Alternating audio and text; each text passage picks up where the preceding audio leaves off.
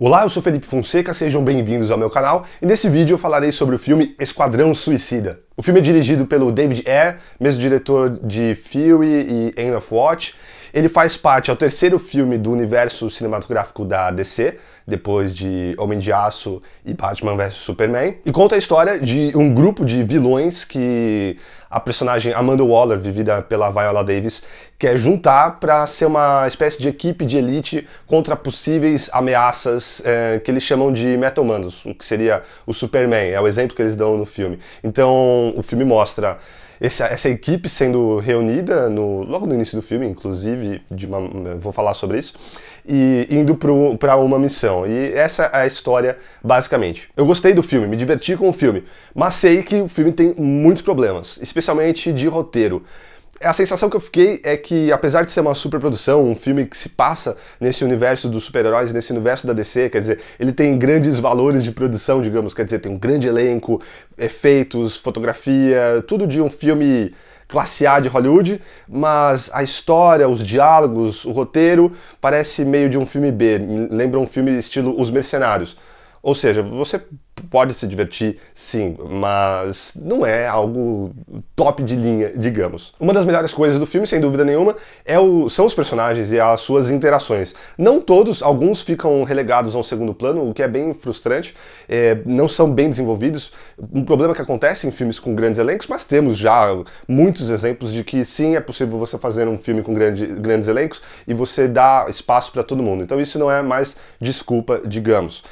Os personagens que mais se destacam, sem dúvida nenhuma, são o Deadshot, vivido pelo Will Smith, que está muito bem no filme, a Harley Quinn, vivida pela Margot Robbie, que também está ótima, a Viola Davis, como a Amanda Waller, faz muito bem o seu papel, se torna uma figura muito forte e imponente, apesar de que no terço final do filme, os maiores problemas do filme estão sim no terço final, tem muita coisa que parece que desandou no final, o que é uma pena, mas é uma personagem interessante e que, fazendo parte desse universo, traz boas possibilidades para esse universo cinematográfico da DC. O Capitão Canguru tem os seus momentos, é divertido, mas é um dos que começam a ficar menos explorados, como o Killer Croc, El Diablo. Eles têm alguns momentos visuais, especialmente, mas em termos de desenvolvimento dos personagens, ficam aquém desses outros. Um personagem que talvez gere polêmica, não sei ao certo, mas essa aqui é a minha análise. Eu realmente não gostei do Coringa vivido pelo Jared Leto. Não gostei da interpretação dele pro personagem e não gostei do visual criado pra ele. Já não tinha gostado, mas, lógico, tava dando o benefício da dúvida pra ver se no filme existia alguma justificativa. E nesse filme, pelo menos, não há. Me parece que é uma tentativa dele de juntar coisas de outros Coringas e criar uma junção disso tudo. Ele é como se fosse um gangster, me desagrada profundamente. O tempo todo ele tá rindo.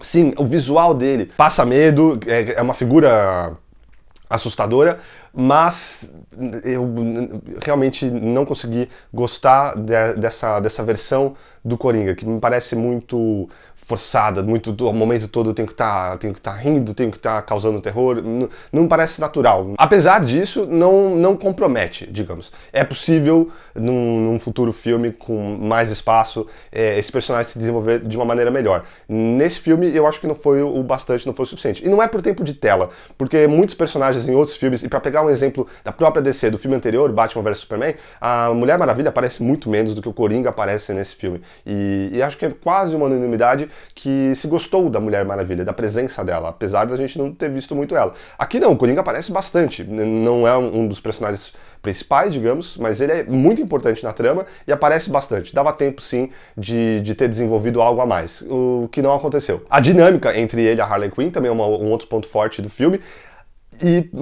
mas também tem um porém, e lógico, isso eu posso estar, é uma visão totalmente pessoal, mas acho que é importante sim, e por isso que eu vou dizer. Todo filme está contando uma história, tem um posicionamento, então é importante quando a gente cria uma obra artística, que a gente está criando um discurso que as pessoas vão ver, se inspirar, enfim, a gente tem um posicionamento.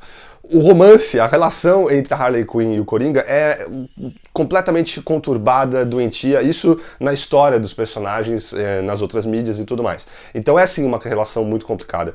E há esse problema da Harley ser apaixonada por uma figura que maltrata ela. O problema nesse filme, pra mim, é que o filme romantiza até o lado do Coringa. O Coringa maltrata a Harley, é uma relação de abuso, uma relação extremamente abusiva. Tem cenas, inclusive, no filme que mostram isso, do Coringa cometendo coisas cruéis contra a Harley, mas o filme, o personagem, tudo bem, ele ter essas questões, ele saber se não gosta ou se não gosta, uma hora trata ela bem, outra hora não, mas o filme romantiza isso. O filme tenta mostrar que o Coringa sim tem algo por ela e no final eles são um casalzinho bonitinho, e isso eu acho muito perigoso, muito errado. Eu acho que o filme deveria ter a responsabilidade de mostrar que essa é uma relação abusiva, e que é o que torna também muito mais interessante a personagem da Harley, extremamente complexa, e que além da personalidade dela, esse fato dela ser uma personagem que é constantemente abusada por essa figura do vilão Coringa, faz com que a gente simpatize com ela. E nesse filme eles tomam um outro caminho que eu acho meio irresponsável. Particularmente não é o que eu gosto e não é o que a gente costuma ver nas outras versões desse casal para as diversas mídias. Mas como eu disse, apesar disso tudo, são interações que durante o filme rendem alguns dos melhores momentos. O roteiro e a montagem do filme são os aspectos mais críticos, digamos. Há muitos flashbacks no filme, e alguns desses flashbacks, tirando os do começo, que são para a apresentação dos personagens, e acho que serve o propósito. Da maneira meio clipe que eles fazem, é uma música atrás de outra música, o que acaba deixando a gente meio, no começo do filme, nossa, um sucesso atrás de outro sucesso. A trilha sonora parece que fica tentando só jogar hits na gente, mas não de uma maneira orgânica. É simplesmente pra gente sair falando, nossa, como tem música boa naquele filme. Mas elas não surgem nos momentos em que parece que realmente foram pensadas desde o roteiro. Parece que é uma coisa pensada já na sala de montagem. Montagem essa que, em diversos momentos, interrompe o ritmo do filme, com alguns flashbacks, até quase o final do filme, que surgem de maneira meio arbitrária. Para dar um exemplo, a personagem Katana, ela surge, na minha avaliação, muito tarde no filme, e de uma maneira totalmente, novamente, arbitrária. Ela surge porque ela tem que surgir, porque ela vai ser usada, enfim. O que eu discordo, ela não é uma personagem, por exemplo, essencial no filme. Mesmo que o roteiro tenha coisas que vai ter a ver com ela, se você parar pra pensar um pouco, você vê que não precisava ser ela, podia ser qualquer outro personagem que já estava no filme. Então, esse é um exemplo máximo que eu posso pegar, porque é uma personagem que vai ter bastante tempo de tela, mas que é apresentada de uma maneira muito ao acaso, impositória, e quando o filme já havia apresentado os seus personagens principais, de repente ela pousa ali de paraquedas. É um dos problemas, montagem especialmente e roteiro. Mas é um elenco divertido, a interação da maior parte desses personagens é muito boa, é muito divertida, rende bons momentos. Alguns deles, como eu disse, são mais bem explorados do que outros, até os que são bem explorados, como a Harley Quinn. Eu gostaria de ver mais facetas dela. Tem alguns momentos em que a Margot Robbie pode mostrar um outro lado da Harley que não tá ali sempre ligada no 220 e tentando parecer louca. Alguns momentos um pouco mais sutis, que seria interessante se eles tivessem explorado um pouco mais disso, como acontece com o personagem do Deadshot, do Will Smith. Acho que é o personagem que mais tem essas possibilidades nesse filme, no roteiro apresentado a ele. Mas de maneira geral, é um grupo que funciona bem. E para falar de outro problema, claro, o maior problema, e aí eu não vou dar spoiler, é sobre o primeiro. Eu vou falar sobre uma coisa que é revelada no primeiro terço do filme, no começo do filme ainda. Então, assim, se você realmente não quiser saber de nada, eu estou avisando, mas não é nada de final de filme, nada. É uma coisa que é revelada no começo do filme ainda, que faz parte da trama principal. A missão que o Esquadrão vai seguir. Primeiro que também um problema do roteiro é que a missão que eles têm que entrar não existiria se não fossem eles mesmos. Quer dizer, é um plano meio furado da Amanda Waller, para a personagem interessante que ela é, para os argumentos que ela dá para a criação desse esquadrão. É meio furado o problema que surge ser justamente criado por causa da criação do esquadrão. Quer dizer, e o segundo problema que vem com isso, infelizmente, é a vilã. A vilã, eu não vou dizer especificamente, não quero dar spoilers, mas, de novo, isso tudo tá no começo do filme.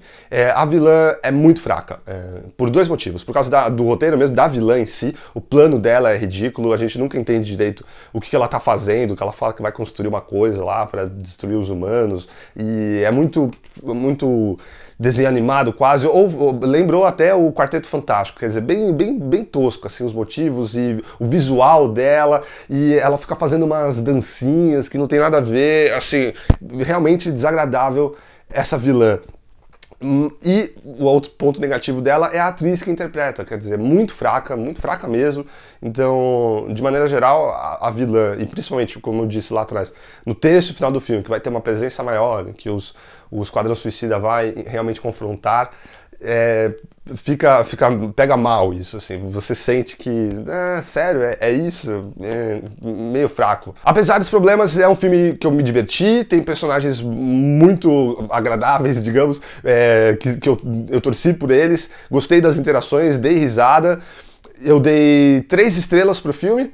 E, bom, vá ao cinema, veja o que você acha desse Esquadrão Suicida. Eu acho, como eu comecei dizendo, é um filme que tem a produção, a mega produção de um filme classe A, mas um roteiro que claramente faz mais sentido num filme B. Espero que no próximo filme eles caprichem mais e esses personagens têm muito espaço para crescer ainda, como eu disse, e gostaria de vê-los no filme melhor ainda. Mas é um filme divertido, eu recomendo, especialmente se você é fã desses personagens. É isso, muito obrigado sempre pela audiência de vocês. Vou deixar aqui embaixo um link para você se inscrever, caso você ainda não seja inscrito aqui no canal. Aqui no lado uma outra crítica minha, e vou deixar aqui também nesse quadrado mais uma crítica para vocês clicarem se vocês não viram ainda. E é isso, muito obrigado sempre pela audiência de vocês e nos vemos no próximo vídeo.